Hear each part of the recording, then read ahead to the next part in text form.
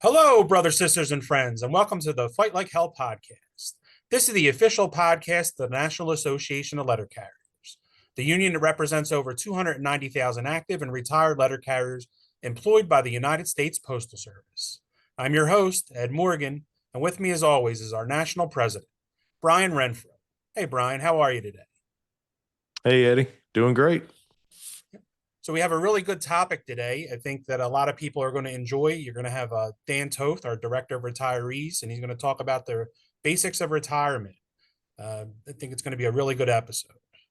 Yeah, we're excited about it. Dan does a great job. A lot of our members are familiar with Dan, and as we'll talk about, it's talking about retirement. You may immediately think that's only for people that are late in their career and nearing retirement, but a lot of the things we're going to talk about are important for everybody to know, regardless of where you are in your career. So it should be a really good episode. Yeah, make sure you're listening and make sure you're sharing it with our brothers and sisters on that workroom floor. Pass it around, and everybody needs to prepare for retirement. So let's get into this week. And you were in Region 2 for their RAP session. How'd it go out there in the Seattle land area? Yeah, we were in a little town a couple hours east of Seattle. I believe it was called Cle Elum. Beautiful place, and had all our brothers and sisters from all the states in Region 2, from Washington, Oregon, Utah, Montana, Idaho, and Alaska. Great group, as always. Awesome training.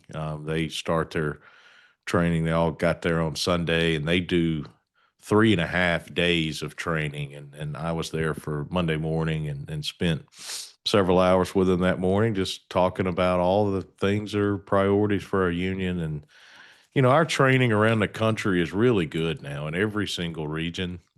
Region 2, though, there's a couple other regions, but Region 2 is one that has had excellent training for a long time.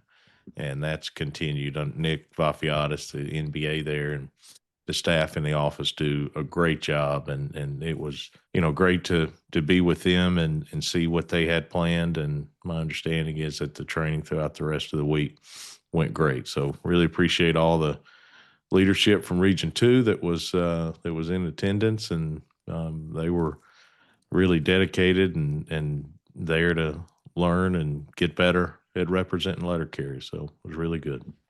And then you took the red eye into Cincinnati, Branch 43. They had a Veterans Day affair. How'd that go? Yeah, it went great. Cincinnati, Branch 43 has it's a kind of a combination. It's on Veterans Day, but it's something to recognize veterans and celebrate retirees. So that was a lot of fun. President Ted Thompson there, great guy, great president, longtime friend, and so many really good people. As you said, I was out on the West Coast, so I had to take kind of an overnight flight to get there, which was, a little tiring, but it was great to have the opportunity to be with them. Congressman Greg Landsman, who represents a lot of Cincinnati, was there. He's a great friend to letter carriers, to the folks there in Cincinnati, and obviously to us here in DC too. He's one that introduced the Protect Our Letter Carriers Act, a bill that we've talked about on this podcast before. So one thing that was really cool is we had 3 60-year members in attendance at the event there in Cincinnati. So that was awesome to be able to present them their 60-year pins and recognize their service. So a lot of fun on Veterans Day with a really special group of people in Cincinnati. Great. I know at 50 years you stopped paying dues. At 60, do we start cutting them a check? Or yeah, I don't know. I didn't discuss the financial implications. So they were happy though. So I'm assuming there's positive. Yeah. So I see on the schedule that executive council's in town this week. Or is that preparation for the national RAP session coming up in Cleveland? Yeah, we just continue to meet very frequently to do a couple different things, meeting together as a council to talk about whatever may be going on, but focus in on bargaining, specifically the economic part of bargaining. And then when we've had these meetings that we've had, basically every couple of weeks, going back the last 2 months or so. Those council members have also spent time in their bargaining subcommittees, preparing proposals and things like that. So they're meeting when we're together in person. They're also meeting between those meetings, mostly virtually because we are together so often in person. And as we approach the national rap session here, we'll do even more of that, in the upcoming week. So it's been really productive. We spent a lot of time together as a council recently, but it's been time well spent, and we're excited at the rap session to, with our branch and state leaders, to be able to share and discuss a lot of the things that we've been doing. A few episodes back, we talked about some interpretive disputes that we put in with the Postal Service. Is there any updates on those three? Yeah, we've met with the Postal Service on those issues. I think made some progress in terms of what potential resolutions could be. We are not at the point where we've reached agreement on resolutions, but I'm pretty optimistic after having some discussions with them that there's at least a chance that we can reach settlement, and of course reach settlement that would resolve these issues in the way that we view them, accomplish what we need to accomplish in terms of addressing the issue that led to us initiating those interpretive disputes. So we'll keep talking to them, exchanging language and things like that, much like a lot of you listening do as shop stewards in the grievance arbitration process. This typically, as most people know, takes a little longer. There's usually a lot more back and forth because the implications are pretty large. I mean, they affect a whole lot of people. But I feel good about the progress that we've made, and I think I'm pretty optimistic that we'll be able to reach settlement on them, and hopefully that happens before too awful long. Good news there. So what's your schedule look like for this week coming up? Yeah, I'm really excited to go up to Manchester, New Hampshire this week. Branch 44 there in Manchester at their regular branch meeting is hosting a night of remembrance for a former branch president there, Dan Yanakopoulos, better known to most as Yankee. He's a past president of Branch 44. Unfortunately, he passed away back in September, and the branch president, Paul Belanger, is at their regular meeting going to have a night of remembrance. Yankee's family is going to be in attendance, so really appreciative of the invitation to be there. Yankee was someone that I'd known for many years, a excellent leader for Branch 44, really all over the state of New Hampshire. New Hampshire's a small state, but always been a very active state, and Yankee's always been a huge part of that. Just an incredibly kind person, the type of person that, of course, over the years, I had a lot of conversations with about NALC stuff, but also a lot of conversations about all kinds of other stuff. He's the type that lived life to the fullest. I remember, talking to him quite a bit about golf, and he really loved doing all sorts of different things with his family, and just a, really bright, kind spirit that, led in a strong, but I would say very thoughtful and kind way. So we will definitely miss Yankee, but I'm very appreciative of the branch for the invitation, and excited about the chance to go and be with the members in Branch 44 and remember Yankee. Yeah, well said. Great guy there. Just want to remind everybody, we have an open season is now open. If you want to check your health benefits or make any changes to your benefit plans, that's now through Monday, December 8th. So make sure that you're making the right decision for you. Again, we're going to make sure that you take a look at the NALC health benefit plan. You can get your questions answered by your local branch NALC health benefit representation, or representative rather. You can also check out the new website, nalchbp.org, nalchbp.org.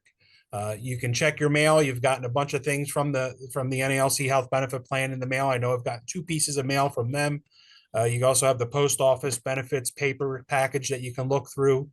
If you do want to make a call to the plan, they asked about a certain question that you have, whether it's your medicine or your doctor, you can call the line 1-888-636-6252.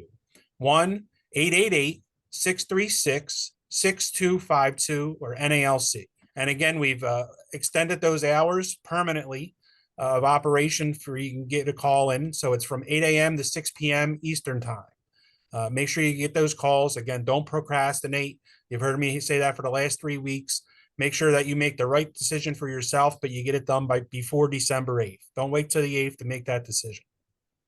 Yeah, Eddie just gave you a lot of information and places to go. Also, we'd encourage you to, if you haven't already, go back a couple of episodes a couple of weeks ago and listen to the podcast where we had Stephanie Stewart, our director of health benefits, on.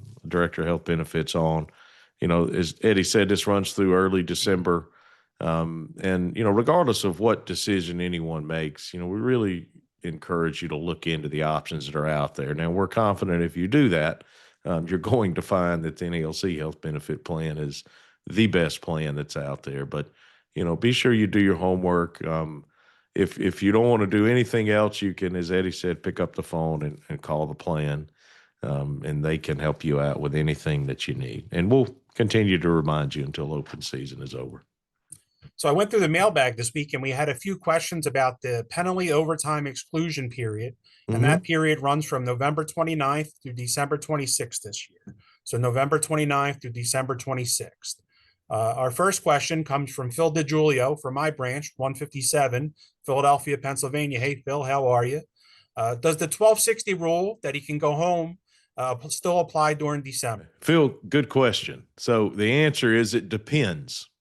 If you are on the overtime desired list during December, there is no 12 or 60-hour limit. So the language in Article 8, Section 5G says excluding December, this is your limit. So in December, there is no 12 and 60-hour limit for carriers on the overtime desired list. Therefore, when you reach the 12 or 60, you cannot clock out and go home with that protection.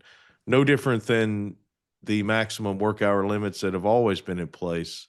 The 12 and 60 do not apply during December. There's a December exclusion in the contract. If you are not on the overtime desired list, then there is no December exclusion for the hourly limits in the new language in Article 8. So it continues to apply. So the best way to look at this is everything in December is the same, except for those that are on the overtime desired list, because there is a December exclusion. There's an exception to the 12 and 60-hour limit during the month of December.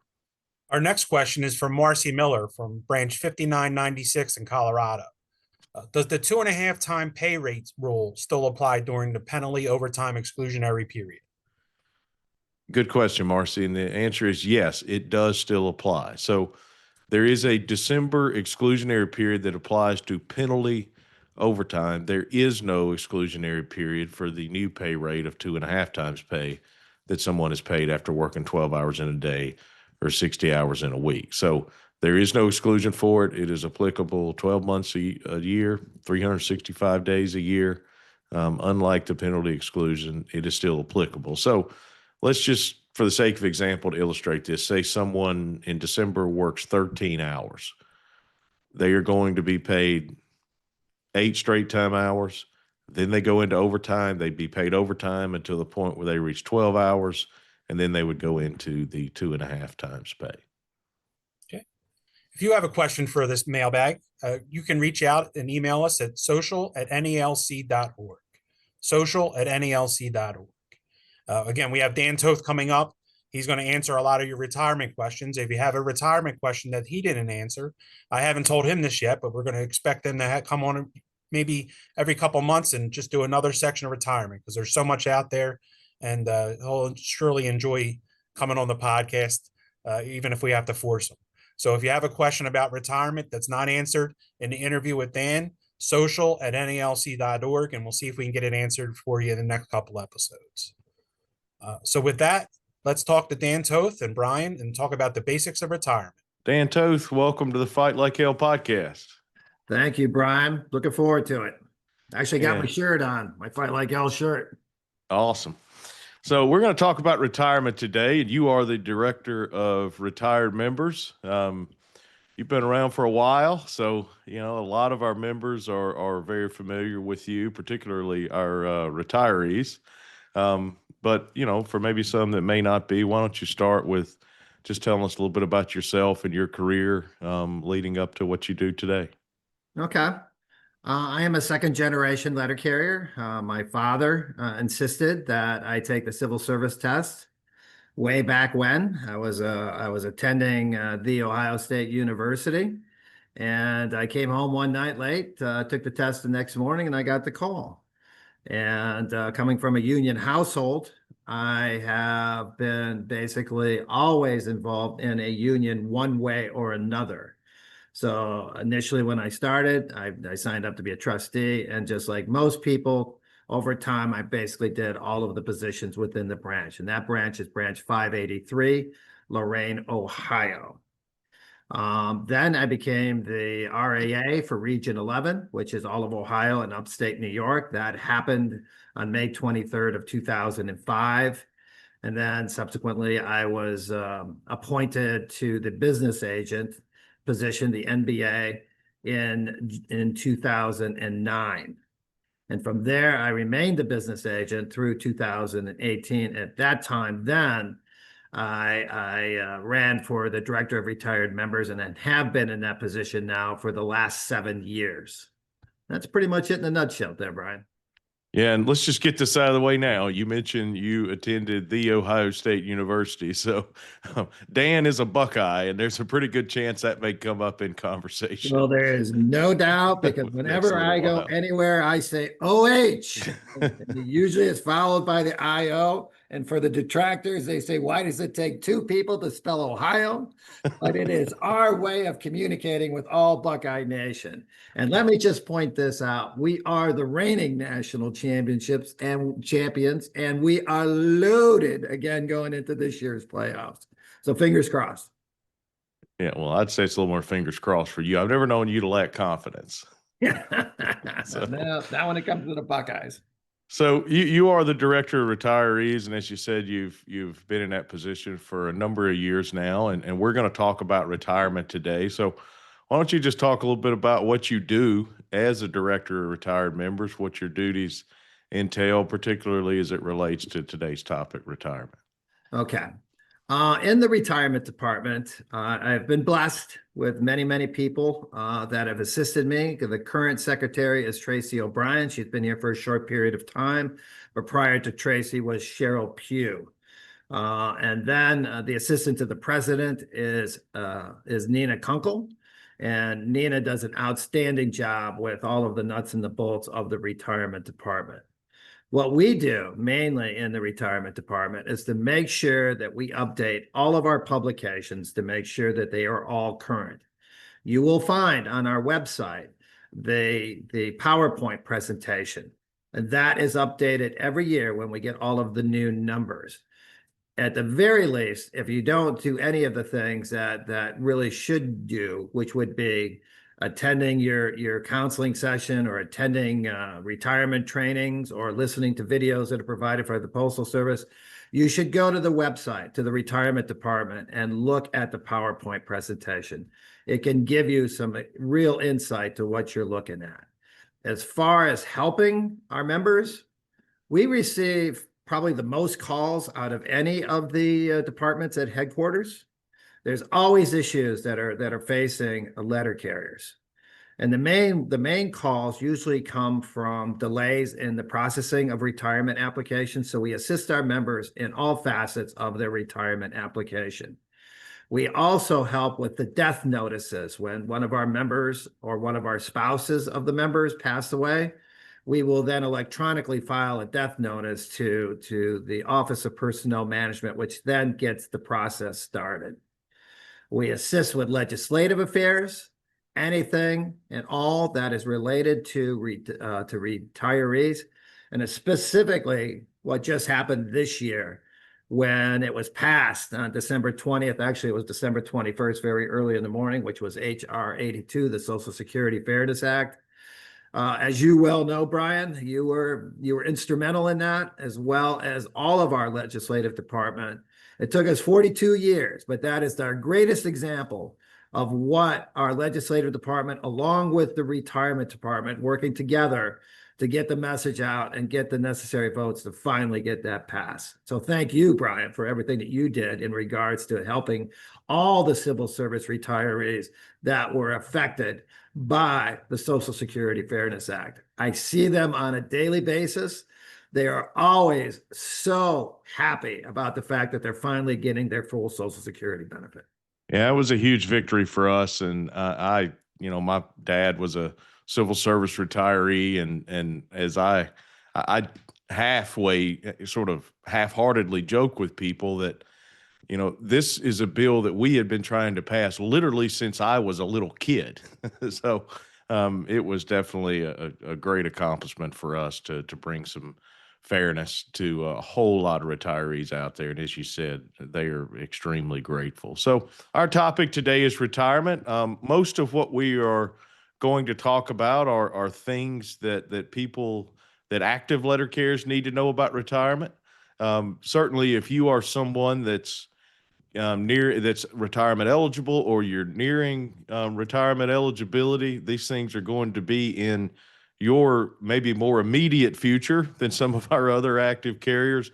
But I think it's also important that regardless of how long you've been a letter carrier, eventually you're going to get to this point of retirement. And some of the things that we'll talk about, whether you've been a letter carrier for 30 years or you've been a letter carrier for 30 days, should be useful information. It's the kind of thing that you need to know. So encourage you, no matter where you are in your career, this is relevant to you, because a huge part of what we've negotiated over the years, what we've done through legislative action is to create a job and a career for our members, and retirement is a huge part of that. So Dan, let's start with the baseline. The retirement system that is out there for letter carriers is called the Federal Employees Retirement System. You probably, listeners, have more commonly heard it referred to as FERS, F-E-R-S. So let's just, Dan, start with the basics, and why don't you just tell us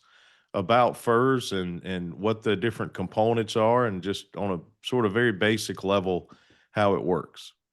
When they changed the retirement system in 1983 from the Civil Service Retirement System, the CSRS, to the FERS retirement system, they weren't really sure what they were going to do with it, because it went into effect in 1983, but actually it didn't get finalized till 1987.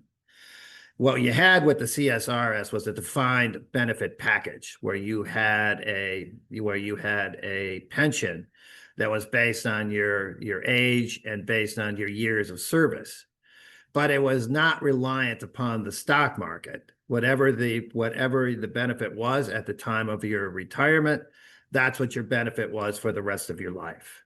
Now, FERS, on the other hand, is different. It also is in regards to your minimum retirement age, your MRA, along with your years of service.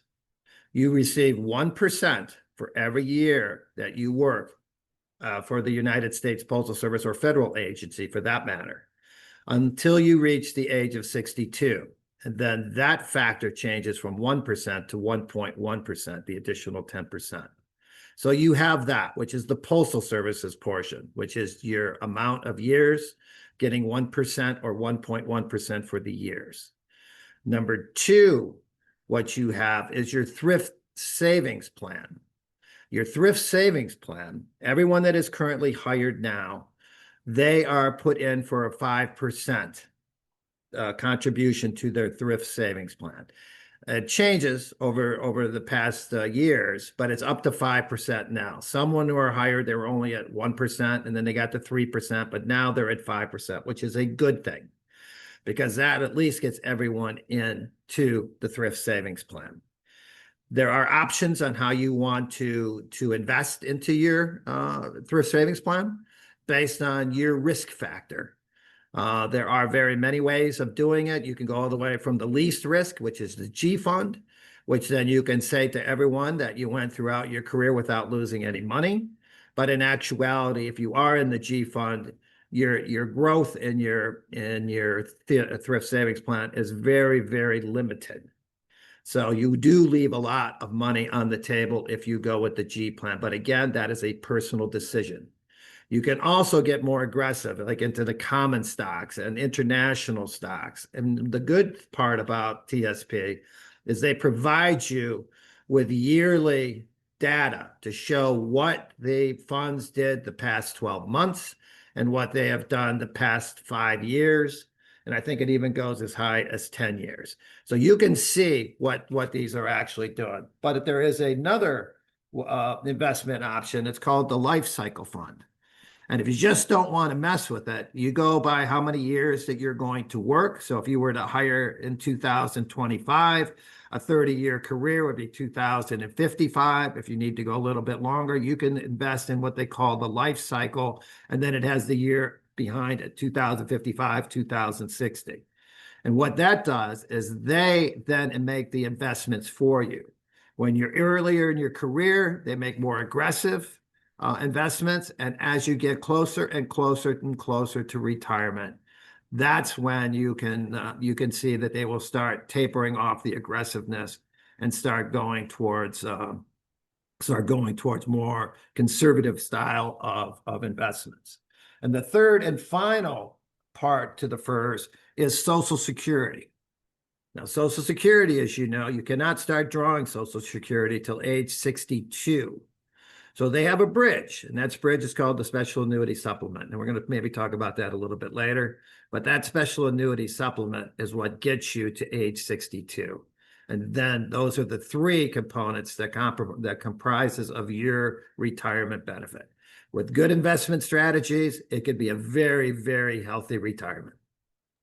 Yeah. So these three components, your annuity that the Postal Service pays into, we pay into, your TSP, which we'll get a little deeper into in a few minutes, and then your Social Security. When someone retires, the money comes from all three of those sources to make up your monthly retirement benefit. So when does someone become eligible to retire? That's a really important piece for people to know. In our, as a letter carrier, there's no forced retirement. People can work as long as they want, but knowing when you become eligible is really important for your planning in the future. So let's talk about that to start. The FERS eligibility, there is a chart. And for the majority of our members that are being hired in now, they were probably born in 1970 or later. So they would be able to retire at age 57.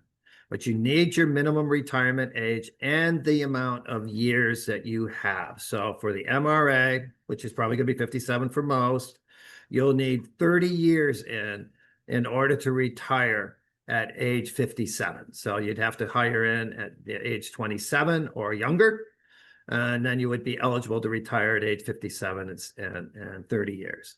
The next one for those that hire into the Postal Service at a little bit of a later age is that you can retire at age 60 with 20 years within the Postal Service. And then the final one is age 62.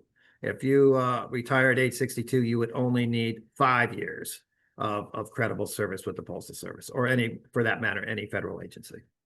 Yeah. So of course your time working at the Postal Service as a career employee is credited towards your retirement. But for a lot of our members that have military service, there's other service that can be credited towards their retirement. So why don't you talk about that a little bit?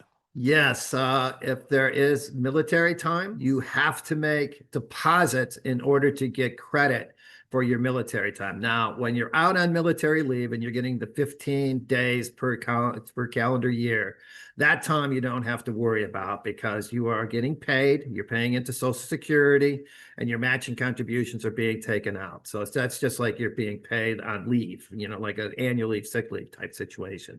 For those that are deployed and they're actually on orders, that time you have to make a deposit in order to get the credit for that period of time.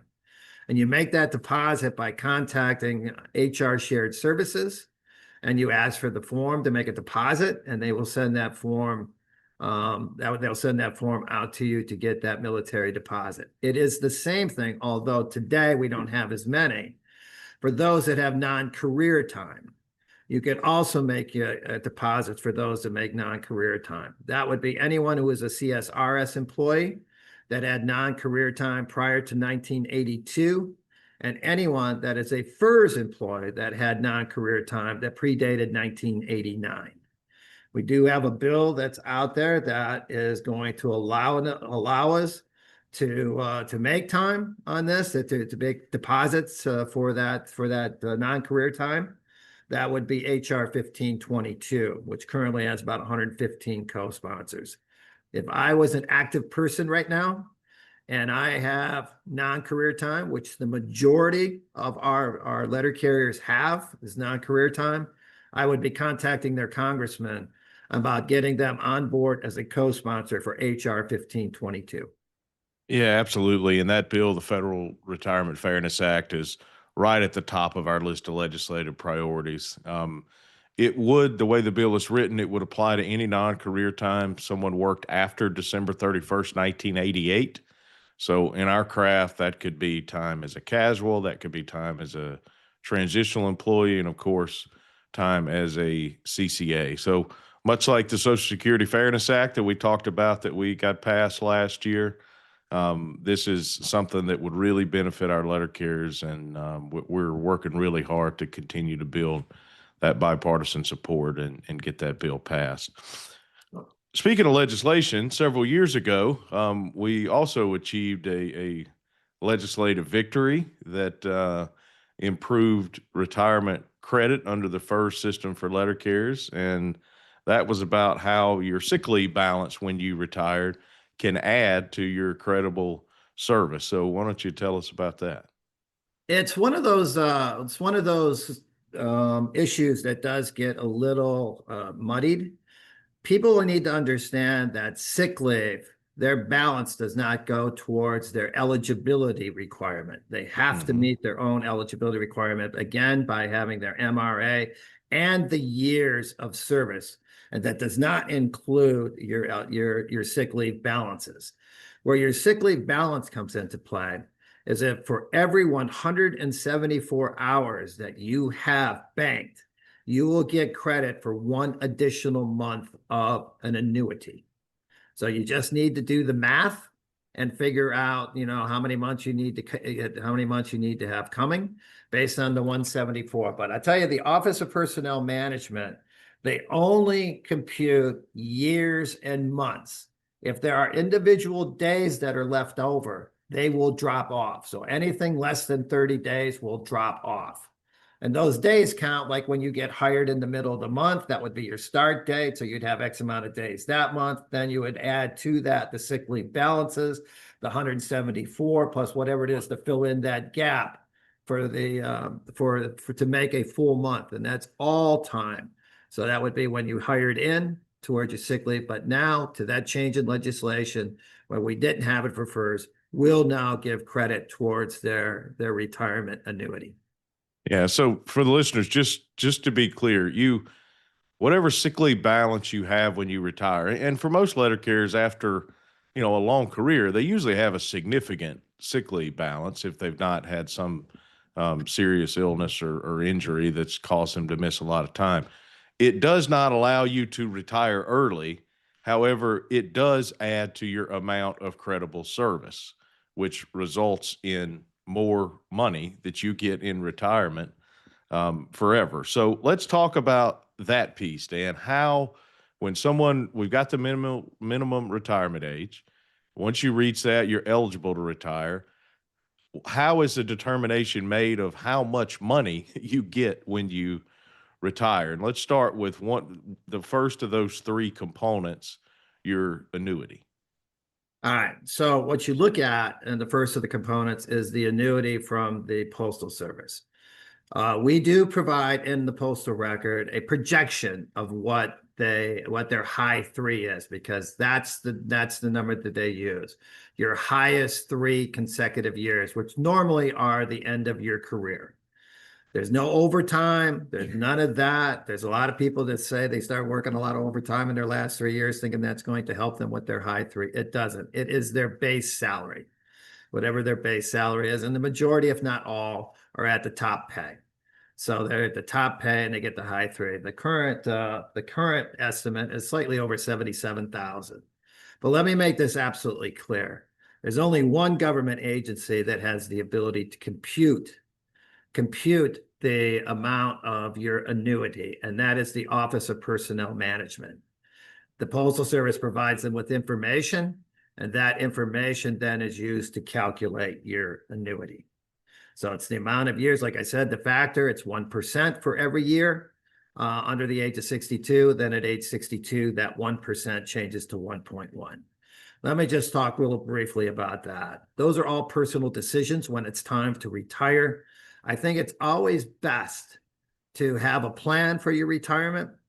And when you are getting close to age 62, it is probably in your best interest to make it to that finish line, to actually make it to 62. It would be kind of foolish to retire at 61 years and 11 months or 61 years and 6 months, because then you're just leaving that additional 10% on the table. So that's what you have with the first component. What we call the 3-legged stool is your annuity. Age, years, factor, 1% or 1.1%. You have an estimate in the postal record that at least gets you started. Now, the second one is the Social Security. You can go to Social Security and take a look at your record. I would strongly suggest opening up a My Social Security account, and then you can play with their calculators, and it will tell you, basically it'll give you your work record, and then you could put in the day and the age in which you're going to retire, and it will calculate what your benefit would be. The special annuity supplement is a little bit tougher to figure out, but in the estimate that is provided to you by the Postal Service, that special annuity supplement, which you will provide, because it is the bridge to Social Security. So if you were to retire before the age of Social Security age of 62, which is voluntary, you're not required to do it. You can start your benefits with Social Security at any age up to age 70. But age 62 is when you first are eligible to start drawing it. So the special annuity supplement will take you up to the month of your 62nd birthday. And that's when the special annuity supplement will stop. The special annuity supplement usually ranges anywhere from $1,400 to $1,800 per month. And I just want to point this out to the members here. Again, Brian, and to the legislative department under that Reconciliation Act, the special annuity supplement was one of our benefits that they were coming after. And if we were to have lost that benefit, I would think a significant percentage of our membership would not be financially able to retire at their MRA because of losing that special annuity supplement. It was hard work, and we were able to stave it off, at least for that one. We still got another one that we are facing. That is our equivalent, modern day equivalent to the HR 82. The windfall and the thing where they constantly try to balance the budget on the backs of federal employees. So the special annuity supplement is number 2. Again, you will see an estimate on it, because you should request an estimate once you are eligible, and you can request as many estimates as you would like from HR Shared Services. What you can do is change your retirement dates and kind of see what your benefits start to do. That way you can make an informed decision on when the best time, not only for you financially, but also for you emotionally, of when the time is for you to retire. Now, let me tell you this. The estimate on your HR that is produced by HR Shared Services for your special annuity supplement usually runs high. The estimate we have seen usually is about $60 to $100 higher than what your actual benefit may be. So you need to keep that in mind if you're really on a tight budget, to factor in that the estimate for your special annuity supplement will be somewhere between $60 and $100 less. And Yeah, and Dan, just to follow up a little bit, you mentioned the legislative battle over the special annuity supplement. So you can retire when you're 57 if you've got 30 years. You can't draw Social Security until you're 62. So this is a part of the retirement system in the law that pays you until you're able to draw Social Security. The House of Representatives, in the whole process of what eventually ended up being the One Big Beautiful Bill, most people remember that name, they actually passed a version of the bill that eliminated the special annuity supplement. And, thankfully, through a lot of hard work, we were able to get that piece cut out in the Senate version of the bill. And, in the end had no impact. But there's just no question, Dan, as you mentioned, they can do this reconciliation process again. We expect Congress to do that in 2026. They're a little preoccupied right now with the shutdown stuff. And there's no question that it's going to be on the chopping block again. And we're going to have to fight really, really hard to keep it. So let's move to the third piece, or the third leg of the stool. We've talked about how your annuity is calculated. We talked about Social Security. The third piece is a thrift savings plan. And it's one where we have, on one hand, more control over, many more options. Might be a little bit more complicated, but when we compare this retirement system to the old civil service retirement system, the opportunities that we have through the thrift savings plan long term are really good in order to put us in an excellent place to retire. So let's just start with you mentioned early on about a little bit about what the TSP is, but I think maybe, Dan, getting into its importance and what it can potentially produce for a letter carrier when they reach retirement if they handle it appropriately and correctly over the course of their career.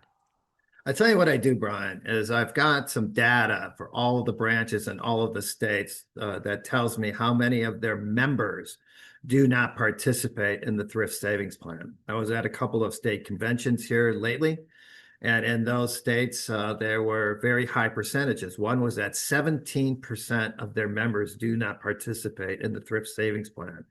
Another one of them was at 15%.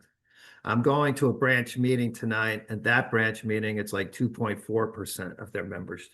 Let me tell you, anything above 0% would be too much, because we need to have this component. It's probably the most important component that we have in our retirement. There is nothing more rewarding than taking a look after you're getting close to retirement and you're looking at that nest egg that you have built over time. And you've got anywhere from $500 to $1 million that you have in your own thrift savings plan because of the sacrifices or the plan. Probably the plan is the better word to use here. A plan is that when you start out, they're going to put you in at 5%, like I said. And your chances are you're going to probably be at the lower end of the pay scale, which means you're going to get normally 2 cost of livings because you're a career employee, and only career employee can be involved in the TSP. This only applies to career employees.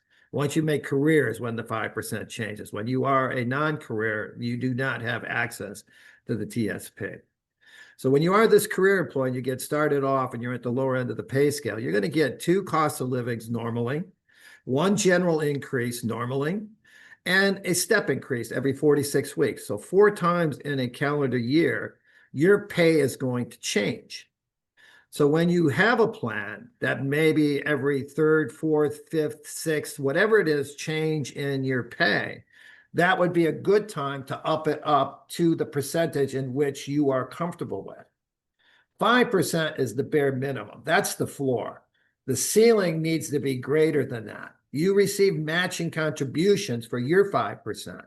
So if you're at step B, and you're putting in 5% of step B, which is probably somewhere around $2,200, $2,300, the Postal Service now is mandated to match that $2,200, $2,300. So now you have $4,400, $4,600 a year, that year, going forward to earning compound interest, which allows you to have the growth in this. Now, I know life gets in the way. with a lot of our members, our younger people starting families, getting a house. But let me assure you, as Brian said earlier, every one of us, with a little bit of luck with our health and all of the things go with that, that we're able to make it to the finish line. And then you would engage in the most important phase of your life, which is retirement. And in order to have a good retirement, you have to have a good financial plan to get there, where you can enjoy the things that you want to do. So have a plan, be knowledgeable, take a look what works for you if you want to invest, because you can do partially. Now, you don't have to put 100% of all your TSP into one. You can put in percentages. If you wanted to take a little bit of the G fund and go into the 10% there, and a little bit of common stock, a little bit of international, whatever your plan is, you can do that by percentages. You manage your TSP plan, but you're only able to contribute to your TSP plan while you are actively employed. Once you retire, you will no longer be allowed to put money in, but you will still be allowed to manage your money. You can change it from one investment plan to another. You can change it all over to G. You can change it into a life cycle. You can do whatever it is that you want to do, but you are allowed to manage it. So that is the key here with your thrift savings plan. To me, it is the biggest component of what your retirement is, because you control it. While you putting in more and more money in with an aggressive plan, hopefully at the earlier parts of your career, as opposed to the later parts, because that will give it more time to continually go up and up and up. Now, listen, with any stock market or any fund like this, there's going to be peaks and valleys. There are going to be times when you're going to lose some money. But when you have time to continue to invest in your TSP, look no further than 2008, when a lot of our members lost a lot of their money, but they have gotten that money back in a relatively quick time, and it has made tremendous, tremendous gains with it. So your choices, handle it. Yeah, and Dan, I think just a couple of simple things to reinforce. I know you say this all the time whenever you have an opportunity at a branch meeting, as you said, to talk to maybe younger letter carriers, is if you are a career, not just letter carrier, postal employee, federal employee in the FERS system, and you do not put at least 5% of your pay in the TSP, you are leaving money on the table that the law says a postal service has to give you to go into your account. And there are a lot of options, as Dan said. Basically, the options as far as the investments pretty much mirror generally what's available in the private sector, and is kind of tried and true over a long period of time. And it can be as simple or as detailed and deep as you want to go in terms of those investments. But the important thing is that over the course of a career, contributing at least 5%, getting the Postal Service's match of 5%, of course, whatever else you can contribute, you have an opportunity, as Dan said, to create a very significant nest egg when you reach retirement. So Dan, let's say now we're at retirement. We're making decisions on, I want to retire at this particular point in time. Based on what we talked about, I can figure out what my annuity is. I know what my Social Security or the special annuity supplement, depending on my age, will be. And then with the TSP, we can make decisions as to how much and how frequently we want to withdraw to add all those three things together. So why don't you just talk a little bit about that, sort of the process that people go through. I know that's something that you get a lot of calls about in the retirement department. I do. People like me to tell them how to manage their money, but I'm very reluctant to do that. I prefer just to tell them what their options are. Let me just circle back real quick about what the greatest benefit of the TSP is: their administrative costs. Their administrative costs are run anywhere from 47 cents per $1,000 that you have in an account per year, up to about 89 cents per thousand, where in the private sector, you're looking at more in the neighborhood of like 1.4 to 1.8, which equates to about $15 per thousand, up to $18 per thousand. But when it comes to the TSP and getting them to understand what they need to do to get where they want it to be, they have to remember this. What is it designed to do? It is designed to supplement your retirement, your other two. Your annuity from the Postal Service, that's that 1%, 1.1 if you're at 62 or more with the amount of years at your high 3. And also your Social Security benefit. Again, you're going to create your own account, set it up, and kind of figure out what your numbers are looking like. Now, the TSP, what you do is you basically, and this is it's a guess on your part. You kind of have to guess what your mortality is, how long you're going to live, how long you're going to draw from this, and what are the percentages that you believe you'll be able to get in return for this. And then you'll put in the amount of money you have, and it basically gives you the amount of money that you can take that will last that period of time. It's a starting point. It's all it is. It's a baseline. It's a starting point. So then what you do is you figure out how you're going to use this. Some of our members use it as a supplement to actually increase their amount of available monies to live their life. Some look at it as saving it and trying to just live off of their annuity and live off of their Social Security benefit and have the others for maybe legacy or emergency situations.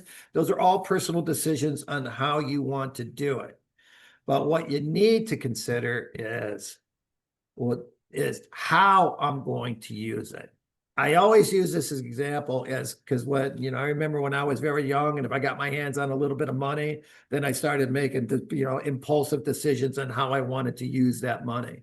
Mm-hmm. And you can start getting up into the $40,000, $50,000, $100,000 range pretty quick in your career. And then maybe you start thinking about, well, you know what, maybe a couple of jet skis, maybe a world vacation or something. It is your money, and you can do with it whatever you choose to do with it. But you need to make sure that you have in the back of your mind what the sole purpose of this, and that is retirement. Because at that time, you're not going to be able to do as much work, or you'll end up getting part-time jobs, or you'll start doing things that maybe you're not as comfortable with. But the TSP Modernization Act of 2017 gave us greater access to our money. You can now get your money anytime you basically want. You can set up installments. You can have yourself paid every month. You can have yourself paid every quarter. You could have yourself get a check every 6 months, every year, whatever the frequency is that you want. You can make those arrangements with the TSP. They also have annuities that they can provide to you. I would read the fine print, because everything that you add to an annuity will add to an administrative cost. And what an administrative cost will mean is that the amount of money that you are receiving would be the same amount, but you are taking out more money to pay for those administrative costs. So make sure that you look at they're handled by MetLife. Make sure you read all the fine print and see if that's what works best for you. But TSP now has changed itself, which is a good thing, but it also can be a bad thing. Because if you can get to it too often, you may start making decisions on today's needs, as opposed to having that money for you as it was designed to be there when you retire. Yeah, I think, Dan, you did a great job of explaining that. And the point I wanted to make and be sure people understand is there are a lot of options when you retire with what you can do with your thrift savings plan.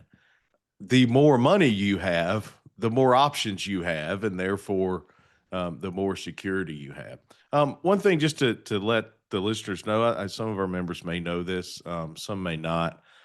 We at NLC are, of course, represent a significant number of participants in the federal employees retirement system, and therefore in the thrift savings plan. And the thrift savings plan has a employee advisory council that we have participated in for a really long time. So Our staff, professional staff, typically that, really understands the financial side of things from a professional standpoint, participates in that. And a lot of the changes that have come, improvements over the years, a couple of which we've talked about, have come from that council. So Dan, we're at the point of retirement, and I wanted to hit on and explain the options. Well, first, what the survivor annuity is and what the options are there. Of course, a lot of our members, when they retire, are married or have significant others that are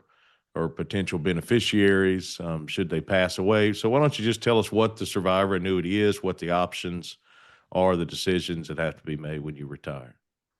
The survivor annuity, not only does it provide for funding to the survivor, but it gives probably our greatest asset that we have attained. Maybe benefit is a better word, and that is the health plan.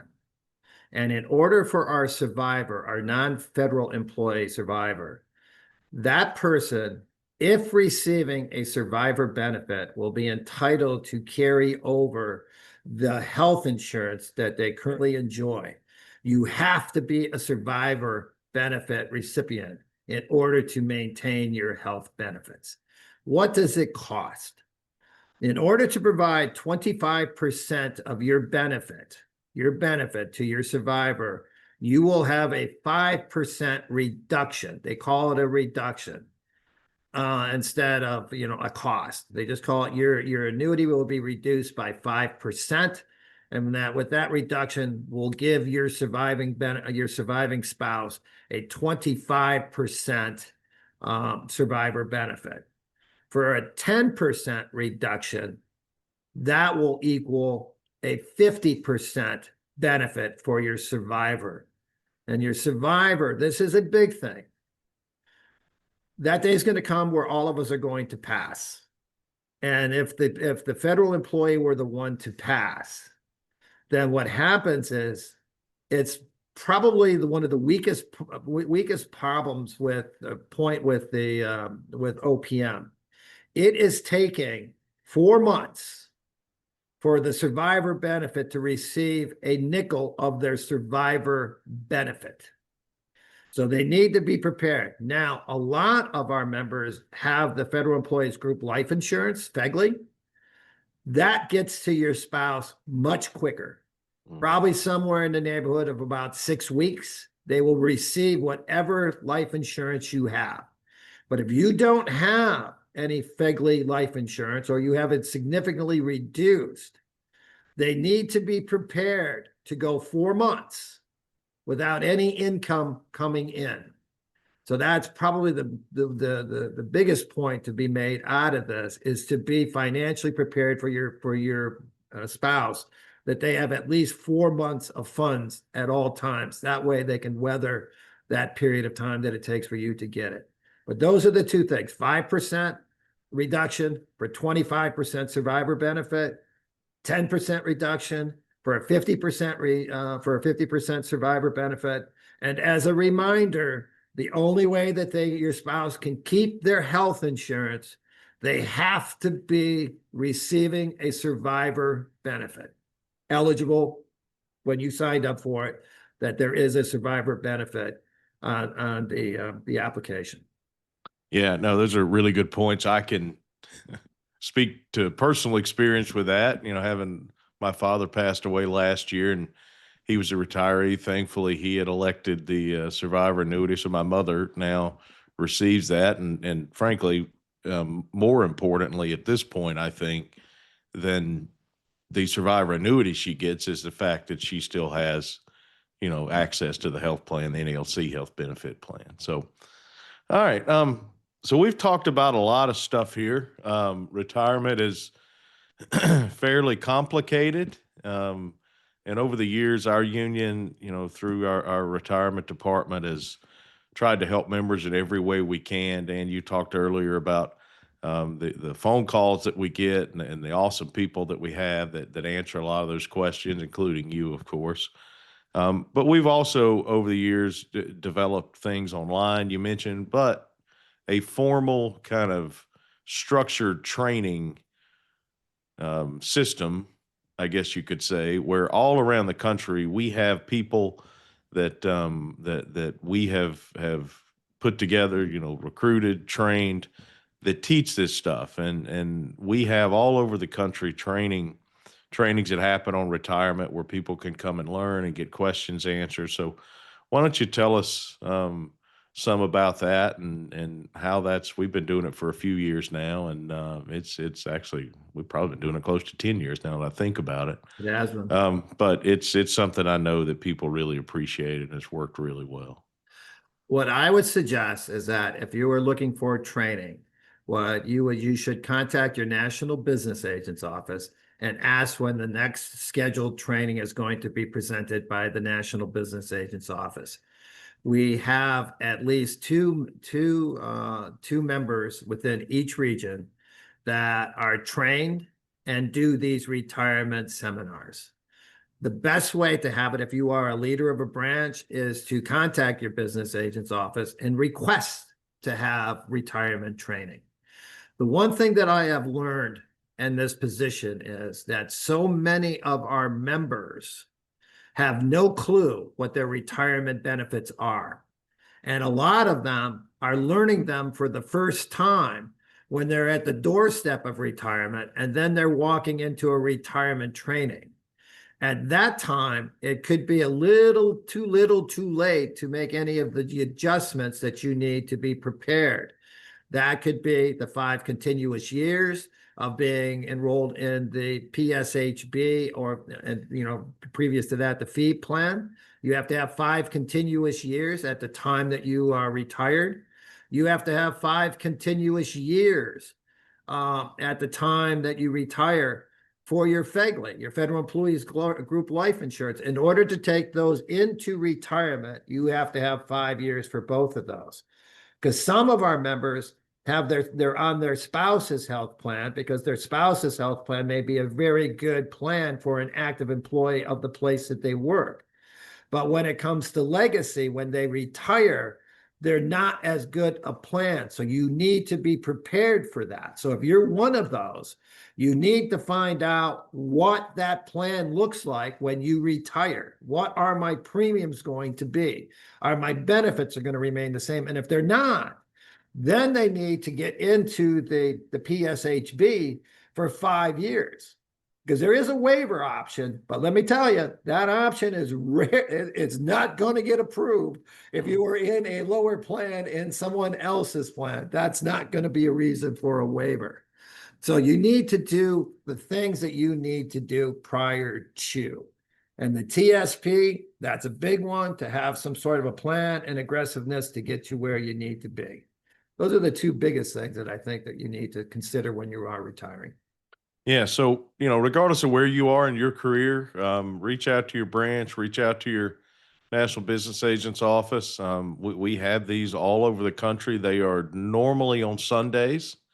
So that just to try to make them as available as possible to the majority of our active members. And we strongly encourage you to attend one if you can. It's a place where, you'll get a lot of the information we've talked about here today, and a lot more, of course, but also it's just a chance to have a lot of interaction and get your questions answered. And we are going to continue to ensure that we provide as much of that training as we possibly can. So, Dan, in addition to that, on the NLC website at nlc.org, you can go to the retirement section. There's all kinds of stuff there, including guides that people can read that are organized in a pretty easy to follow format and find answers to questions. You mentioned the PowerPoint presentation, so I wanted to give you an opportunity to talk about what's there online that people could access immediately.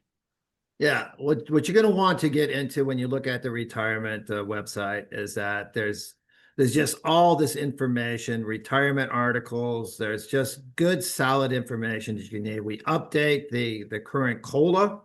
The COLA for next year for the retirees is going to be 2.8%.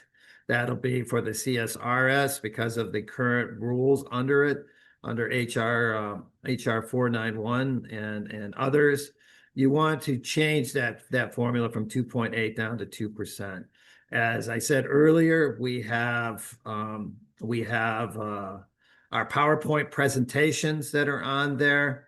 There's just a whole lot of good information that is. I would strongly recommend that you go to it and at least get some background and see what it is that you can get to it to start your thoughts for questions, to find out what it is that you need to do. But our publications, they talk about what to do when an active letter carrier dies, what happens when you have survivor benefits. We have a FERS Q&A book, which gives you a lot of guidance going in. We hand those out at pretty much any NALC trainings. They're usually, somewhere in the room. They're green. We update all of that every 2 years. Some of them a little quicker, but there's just excellent information on our website.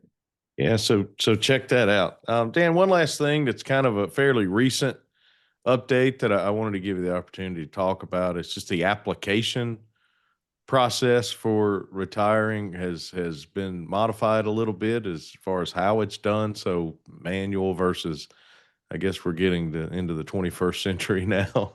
But I wanted to give you a chance to talk about that before we. Yeah, we were made aware on very short notice that that OPM was going to stop the process of manual applications, the 3107, and they were going to transfer over to electronic. And this could be shocking, but they didn't make their timeline. And at this moment, we were in contact with the Postal Service, dealing with OPM through the Postal Service. And what we got out of that is that they're going to phase it in. They're going to phase it in starting sometime in early spring, so they say. But what everyone needs to know about this, until you hear otherwise, you're going to file your retirement application manually, as every other letter carrier has done since we've been doing the process of retirements for the 250 plus years that it's been going on. Whenever we've had the benefit for a retirement, there has always been manually, and it's going to continue that way at least until sometime in spring. But again, that'll be out in the bulletins. It'll be in the postal record. It'll be on the website. It will be on our social media. All of the platforms that we have, there'll be some sort of notice on what we're going to do to change how we apply for retirement. Yeah, so keep doing it the way we've always done it. So until you hear otherwise from us, and I guess overall, hopefully this is a good change that leads to some efficiency improvements at OPM, an issue that we've had with the Office of Personnel Management for a long time now, frankly. We've had periods where it got a little better, but it's them keeping up with processing retirement applications. So, all right, Dan, I appreciate you joining us. I know we've talked a lot about retirement, so here our primary, I guess, audience and the people that would be interested are active letter carriers, but for those that have already retired, I know you and I both have an opportunity to talk to a lot of retired letter carriers around the country. And one of the things I always share with groups of retirees is just how unique, not just the fact that NALC has retired members, but it is actually very unique, the level of involvement, the role, and the things that retirees in our union can do. And I can't imagine our union without retired members. It is that important. Just the experience and all the things that they bring to the table after working a long career and, achieving what we all ultimately work for, and that's to reach retirement. And I know for you and I both, being second generation letter carriers, and one of your sons, Matt, is a letter carrier, have a little bit of a unique perspective on that, thinking back to, I know I think back to my father and all the carriers that he worked with, and, being able to see almost like the cycle of life, them finishing their career and being able to enjoy their retirement. And the fact that we see folks like that all over the country, and they're not just folks that are retired and kick back and taking it easy. Many of them are still doing work to help letter carriers. And in that way, NALC is really unique among unions. So anything you want to say to our retired members before we wrap up here? I will say this to our retired members. Nowcrest. It is our retirement community, owned by the union, ran by the union, and it is the only retirement community that, at least in the United States, that is still run by their union. And it very well could be in the world. I just don't know that to be a fact. We're going to say it's in the world. We're going to say it's in the world. All right. I don't know of another one, So that's close enough for me. But Nowcrest, it is an outstanding retirement community for letter carriers. And let me assure you this.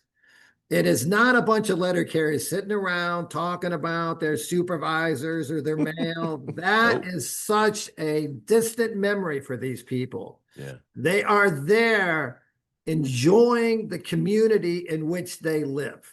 Yep. And we have done our absolute best to keep that as affordable as we can. And that is around $500 per month in order to live there year round.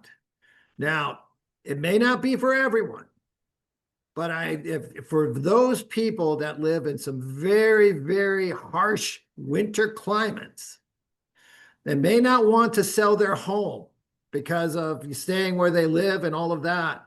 This, for $6,000 a year, will offer you the opportunity to live in a warmer climate in which you can come and go as you please. And the clubs that they have, I mean, from a quilt club to bingo to the softball teams to golf and just bocce ball and a beautiful swimming pool on a lake. The property is just gorgeous. So if it's something that interests you, if you're active, you can apply, you can put an application in, but when your application comes up, you have to be retired at the time. If you are retired now, you can put in an application. At the very least, if you're even thinking about it in any way, I strongly recommend putting in an application because there is a waiting list to get in there.